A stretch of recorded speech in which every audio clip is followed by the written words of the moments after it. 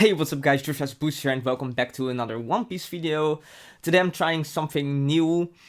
I've been playing OP TCG Sim a lot just to get better at the game, basically. And I figured like might as well do a little video where I talk about my thought process when making certain plays and decisions in certain matchups. And I thought maybe that would be interesting and viewers could like give feedback on my technical play, because it definitely isn't the best yet.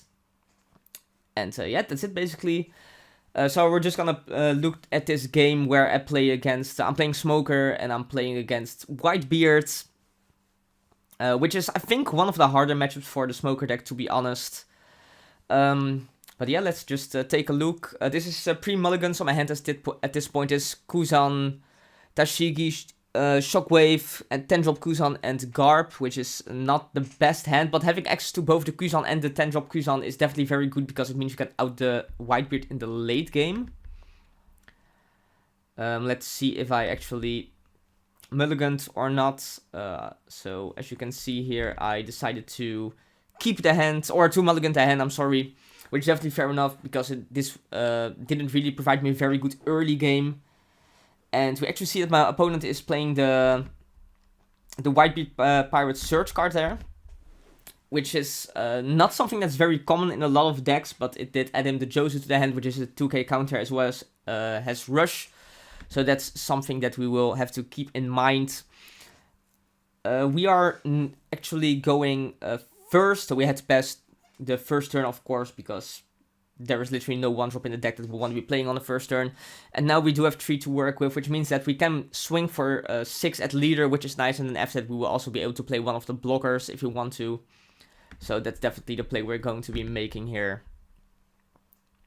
So yeah, going to swing at the Whitebeard. He's going to counter it. And then I'm going to play out the Rosinante over the Tsuru, just because Rosinante is cooler than Tsuru is, right? Whitebeard is going to swing in here. We don't have a 2k counter, and we're definitely not going to be wasting 2 of our cards to stop this attack. So, yeah, we do draw the Sakazuki here, and it's definitely a little bit tempting to drop the Sakazuki, or we can't do it actually yet, but to drop it on the 4-drop the opponent has at this point.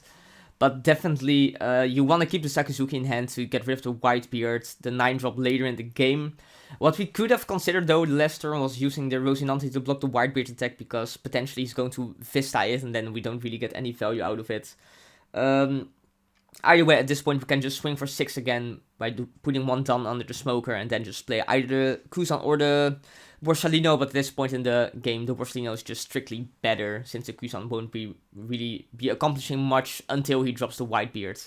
And we don't want to give him the Kuzan on field to get rid of somehow with something like Otama Vista before it's his turn to drop the 9-drop Whitebeard, basically. So that's what we're going to be doing, probably. So yeah, going to be putting the 1 down under the Smoker, swing for 6k at the Whitebeard. And like, if he counters, it doesn't even really matter, right? Because it just means he is dropping counters from his hand that he could be using in the late game. Especially here, he's dropping like a 2k counter, so it's definitely very good for us. Now he will be able to swing in, but we do have a double blocker. Once again, the Rosinante is kind of a sitting duck for the Vista.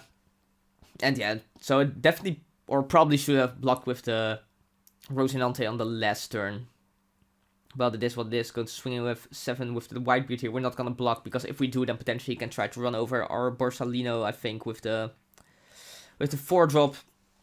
And now we can just kind of see what he does. And now we can, if we want to, block with the Borsalino and then drop a 2k counter to keep it alive.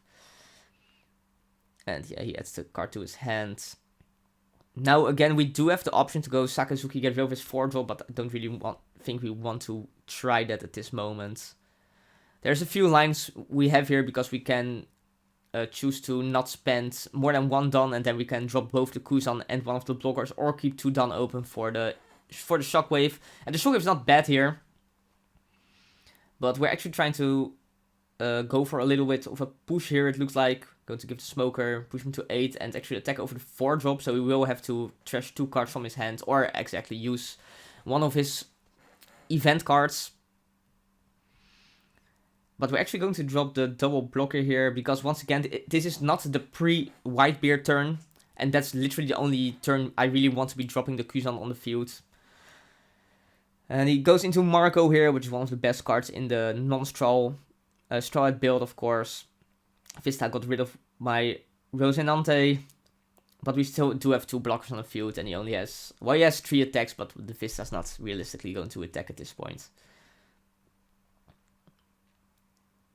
And he's actually going to use the Searcher again to add the Rush Ace to his hand. Opponent's going to swing in with a 4-drop. I'm just going to take it. Actually, draw another Kuzan, which is very nice here. Going to stop the Whitebeard attack with the Tsuru. Draw a Smoker, which is not super great in this matchup, but is, I mean, it's fine discard fodder for Sakazuki, since it doesn't have any counter value. I assume I'm just going to try to swing over for 6 here and then go for double Kuzan. I played this game a couple of hours ago, so I'm not quite sure. Yes, I'm just going to try to run over the 4 block. He's going to Marco, which is fine. Just means he's going to discard a card. Actually discards the Rush Ace, so at this point I'm thinking he probably has 2 of them. But I'm going to drop double Kuzan here. And this means that now if he does drop the Whitebeard, which he does, we can just immediately out it on the next turn, which is definitely very nice. Basically, I have to take this attack. And now he can, yeah, swing with the 4-drop. We're going to go Borsalino and pitch the Helmeppo, since we won't be needing it, since we do have double Kuzan on field. We are pretty lucky he doesn't have access to Moby Dick, though, at this point. Because if he had Moby Dick, definitely would have been a lot tougher here. But now we can just, give 1 Don to the Kuzan, attempt to swing over the 4-drop once again. No point in attacking the Whitebeard here, since it's 8k. Give them -4, so the 9-drop is now a 5-drop, which means that it is in Sakazuki range, which is nice. He's once again going to protect it. And now, again, we have 8 Don open, if I'm not mistaken, which means that we can go both Sakazuki and play a blocker if you want to, or again keep the 2 Don open for the Shockwave, which is nice because we'll be able to get rid of one of the Vista potentially. Or we can just go a little bit more aggro to beat over the 4-drop. I mean, we still have 1 Don left to try that anyway. And we're just going to try and swing there. It also helps because potentially if we would now hit live and then we hit into Moby Dick, that would definitely not be very pleasant for us. So now he has 4 cards in hand. He has the Marco on the field, and okay, so I was right. He did have the other ace, which is annoying because it does make my Borsalino smaller, which means that we won't really have the threatening 6k blocker on the field. But I feel like if we do survive this turn, we are in a pretty good spot. He's going to swing with the Vista for 5. I do still have a 1k counter in the Helmeppo, which I assume I'm going to use here. Yeah, I'm going to use the Helmeppo. He's going to swing in with the 4-drop. I don't even know the name, to be honest. Not a very major character in the show or in the manga. Going to pitch the Garb here. And now we do still have the Shockwave, but we're probably going to keep that for the ace, I think. So I think I'm just gonna let this attack through. Yeah, pick up Kobe. Because potentially if I did draw a 2k counter here, then I wouldn't have to burn the Shockwave, but now I pretty much have to. And I can't really get rid of anything, which is a shame, but I do want to keep my Kizaru on field, or Borsalino. And now I just have to basically push through 1 blocker with 4 attacks against 1 life. He does have 1 Don open, so he could definitely have something like Guard Point or Radical Beam.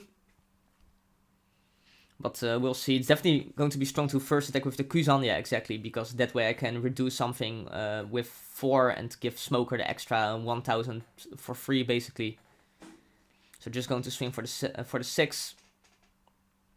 To see if he burns something like a 2k counter, which would definitely be very nice. But he doesn't actually, lets the attack go through. Which is definitely fair enough in my opinion. And now I do have 3 attacks against 1 blocker, which one of them has to resolve to win. So going to minus the Marco. Oh, right. And I had the Kobe, so I can now just blow up the Marco there. And now I do have 3 attacks, of which 1 has to evolve. So now the Smoker is going to swing in with 9. Right, because that means if he has the guard point, then he will still have to pitch another card from his hand to stop the attack, essentially. And yeah, he does have the guard point, so he's going to pitch the Tama. And now I can just... yeah, boost this up to 9. He will have to pitch 2 cards. That means that Kizaru can attack for game 4. Sure. Yeah, that's it, guys. That's a little bit of a gameplay against the Moby Dick version of Whitebeard there. We did get kind of lucky that he didn't draw the Moby Dick, or this probably would have been a different game. But yeah, that's a little bit of some of the thoughts I have when I'm playing this matchup. But if you thought like some of my plays were bad or weird, because again, I'm not very good at this game just yet, be sure to let me know. If you did enjoy this type of video, leave a like, leave a comment, let me know what decks you would like me to see play against other decks, or if you like the video format at all. And if you do, then be sure to subscribe, and I'll try to get some more of those to your feed real soon. Yeah, that's it. Thank you.